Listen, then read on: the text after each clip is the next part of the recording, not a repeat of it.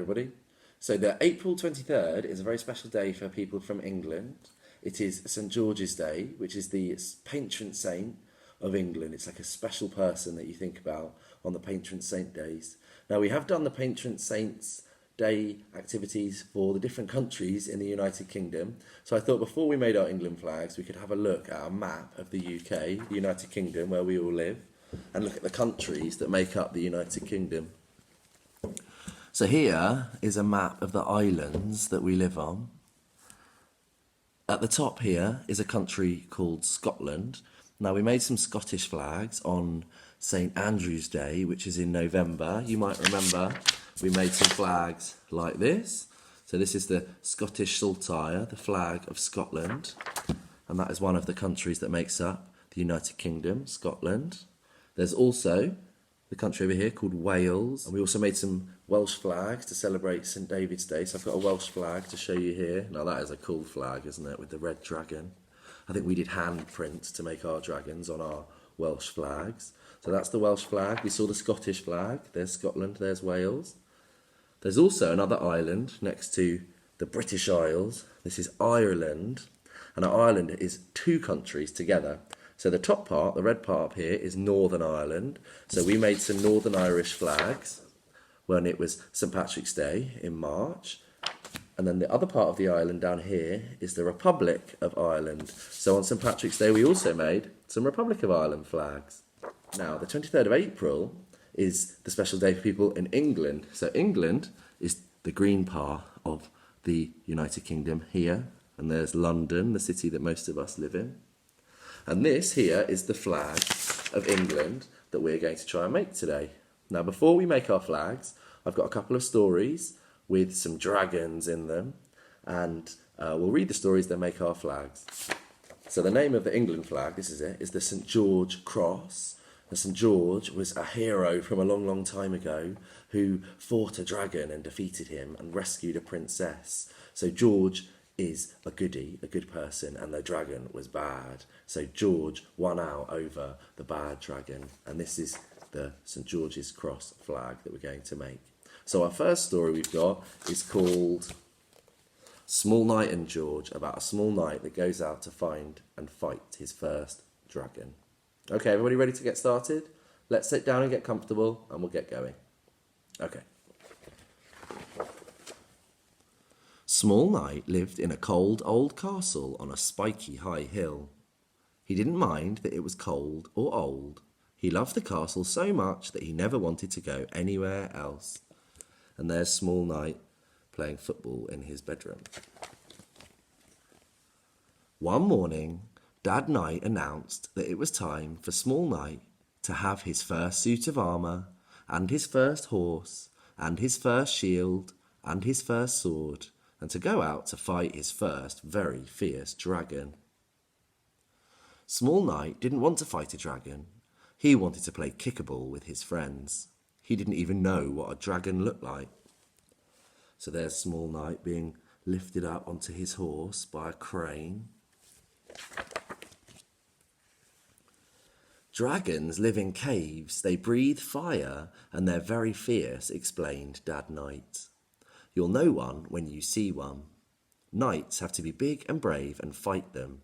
That's what knights do. And there's what Small Knight imagines a dragon is going to look like when he finds it.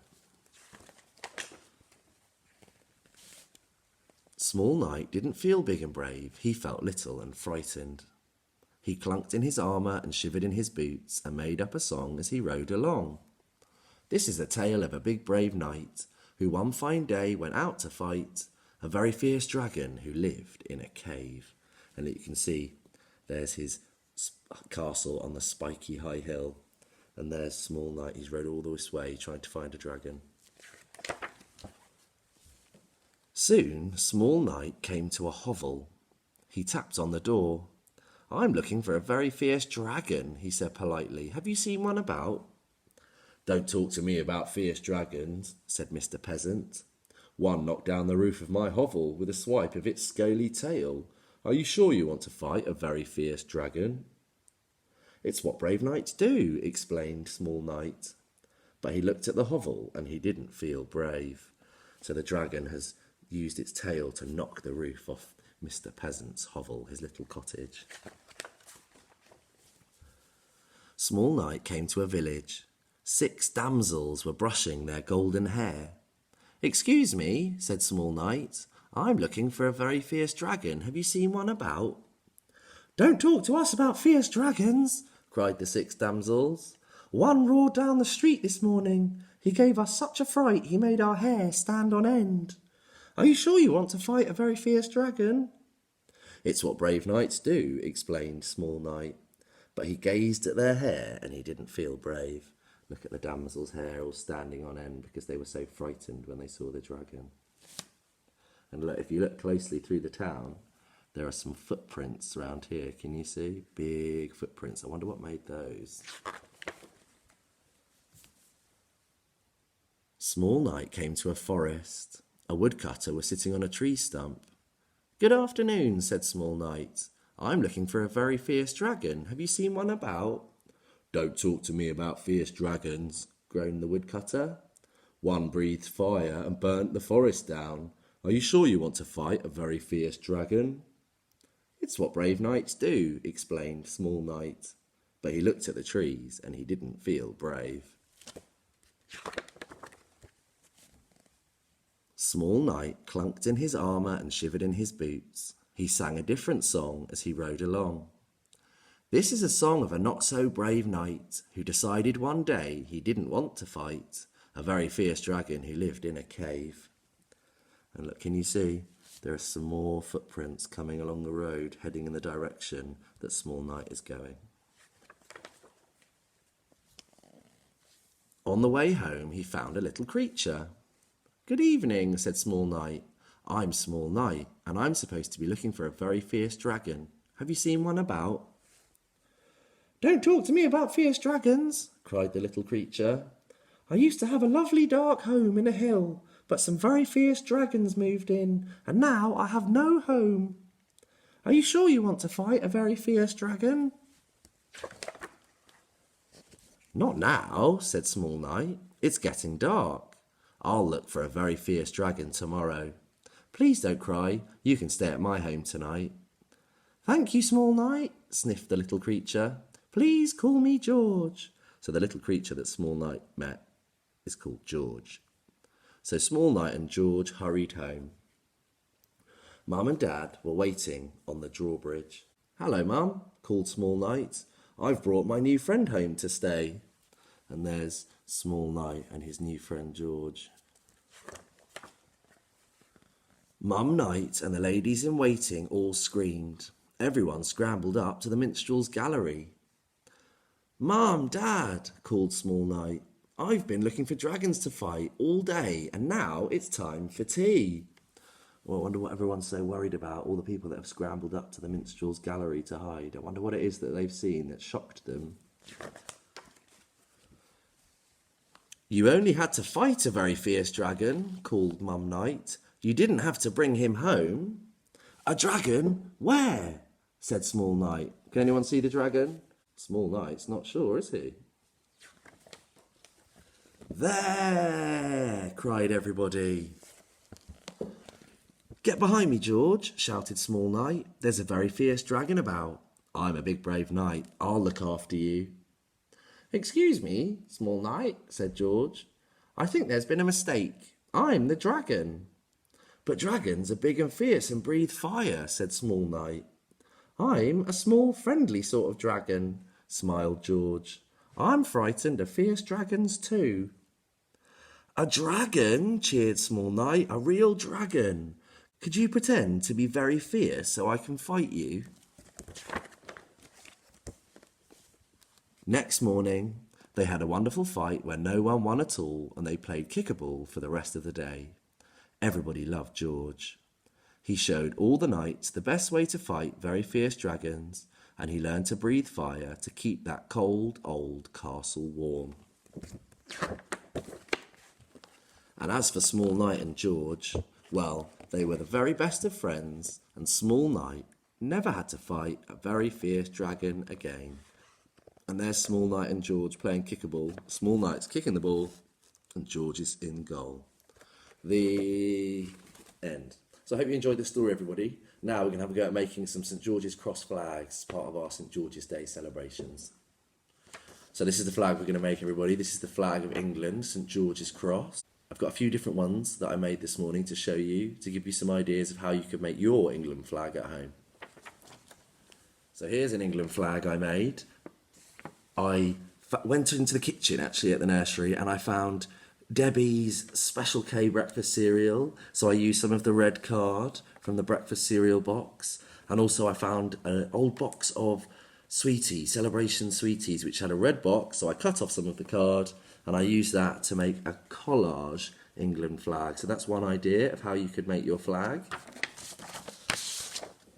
This is another one of the England flags that I made this morning. So what I used was a ruler to draw the lines across my paper and up and down on my paper. And then I used a red felt pen to colour it in. So you could try and make a flag like this with pens and a straight edge to lean against like a ruler.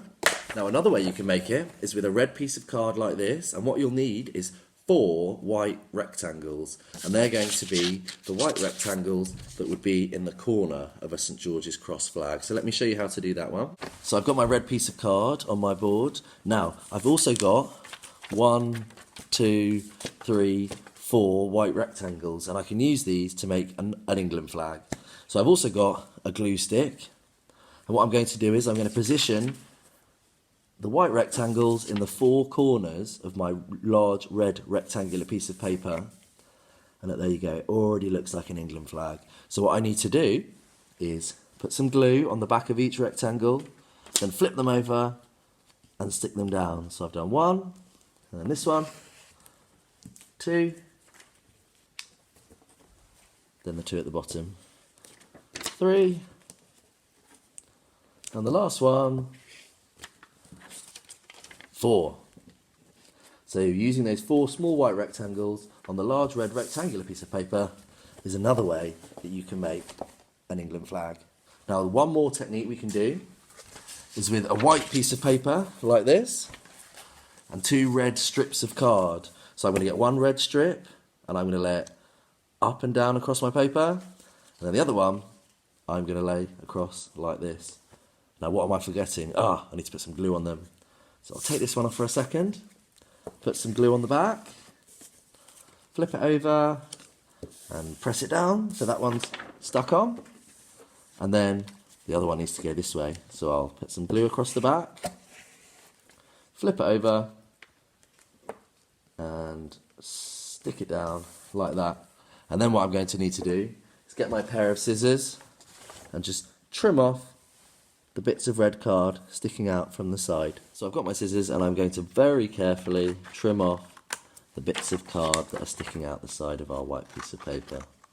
And there you go. There's another one of my England flags. So I hope you're able to make an England flag at home, guys, and send in lots of pictures so all your friends can see that you've been celebrating St. George's Day at home with your family. Now I thought to finish our activity we could read one more story featuring a dragon. So we've got the story King Jack and the Dragon. So to finish our St. George's Day activity, let's have a go at reading King Jack and the Dragon, another lovely story that's got a fierce dragon in it. Jack, Zack and Casper were making a den, a mighty great fort for King Jack and his men. A big cardboard box, an old sheet and some sticks, a couple of bin bags, a few broken bricks. So look, they've made a den, a little fort in their garden.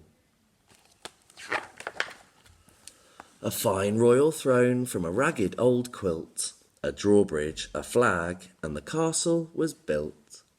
Prepare to do battle, brave knights, cried King Jack. Protect your king's castle from dragon attack.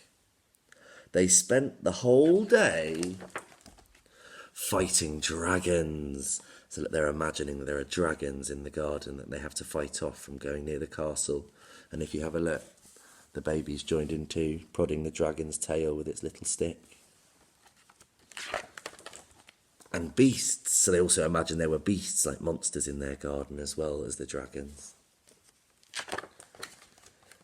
Rah! shouts King Jack, and he's waving his sword, and he's chased the beast and the dragon back into the forest.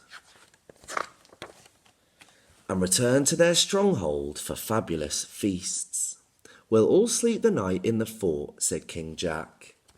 Then a giant came by and went home with Sir Zac. Do we think this is a giant? Who do we think that could be? I think it might be Dad come to collect Sir Zac. Two can fight dragons, no problem, Jack said. Then another giant came and took Casper to bed. Oh, is that a giant, do we think? Who's that taking Casper to put him to bed? I think it could be Mum. Wrapped up in his blanket, Jack sat on his throne. All right then, he said, I'll fight dragons alone. Then a strong gust of wind made the trees start to quiver. It's nothing, thought Jack with a hint of a shiver. A mouse scampered over the roof, skitter-scurry.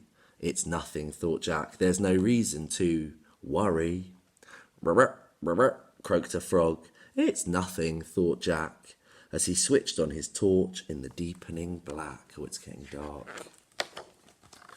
To-woo, to-woo, called an owl. It's nothing, Jack said, as he pulled up his blanket right over his head. Then suddenly brave King Jack's heart skipped a beat. He could hear something coming, a thing with 4 feet. It was outside the drawbridge. King Jack gave a yelp. A dragon! A dragon! Mum! Dad! Help! He wished he was anything else but a king as the drawbridge fell open, and there stood the thing. Oh, I wonder what it can be. We're sorry, smiled Mum, if we gave you a fright, but it's time for brave kings to come in for the night. And kings who fought dragons all day need a bath, said Dad as he lifted King Jack off the path. So what was the 4-legged thing? It was Mum and Dad, wasn't it? I knew you weren't really a dragon, yawned Jack, as he bravely rode home on the big giant's back. And there's King Jack after a busy day, battling dragons and beasts. He's fast asleep in bed, but he's hung onto his sword just in case. The end. So I hope you enjoyed the story, everybody. That was King Jack and the Dragon.